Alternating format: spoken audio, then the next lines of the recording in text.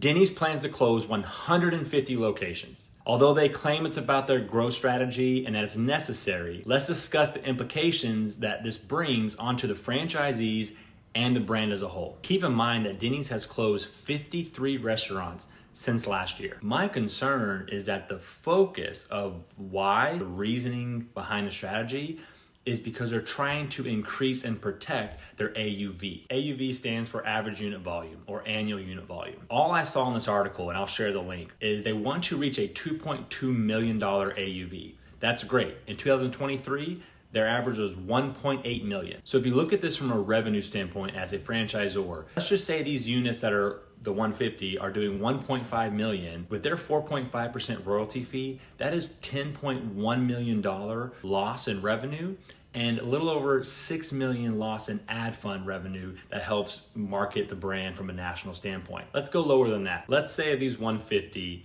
their AUV is $1 million a year. As a combined total, this is a loss of $11.25 million to Denny's corporate. This is not small change, even for a Denny's. This is an example of how you can get really lost in the standard metrics of franchising. Does AUV matter? Absolutely. But of these 150, if they are profitable franchisees and they're following the brand standards and they're involved in their communities and represent the brand well overall, then why close them? Which we don't know if they are or they are not, but the only thing they mention to the reason of why is their AUV. So 2.2 million may be your goal, but if you're saying your strategy to get there is to close 150 units, that tells me more about the operation itself, the support the franchisees receive, and how the franchisees are perceived in that brand. That should not be the strategy to get there. You should focus on how to drive more unit level economics to get to that goal. If these units are struggling and they are not profitable and there's a lot of other issues with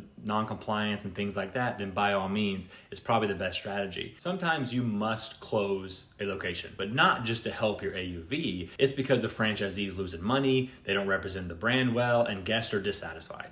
Okay, let's close that location down after you've tried everything. But to close locations to reach a new target that appeases your shareholders, I don't think that's the right strategy. They claim that the older restaurants that go through a remodel typically see a lift of $400,000 in sales annually. So my question is, of these 150, why was that not considered? And if it was, why are they not moving forward with it? Think about the franchisees. 66% of the Denny's franchise system is made up of franchisees with 10 or more units.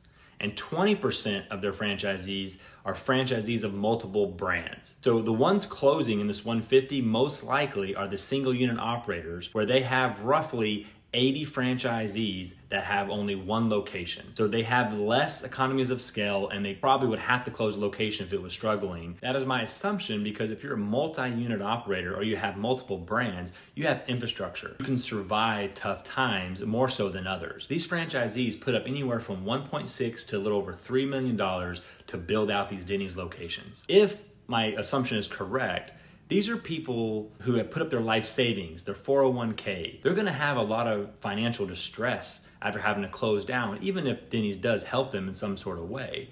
But also think about all the guests that are impacted, the jobs that are impacted. This is the big decision. AUV is a useful metric, but is it the ultimate sign of success? I would argue that the holistic approach, looking at profitability, top line revenue, community involvement, guest satisfaction, franchisee satisfaction, all play a bigger role in the large decision of closing down a location. So is the goal of $2.2 million AUV worth it? Those are just some of my thoughts. What are yours? Do you think this is the right strategy? It could be. And there could be more factors that we are not aware of. And trust me, the leadership team at Denny's is solid. I just hope that they're thinking through all of this and understanding the full impact that it's going to have.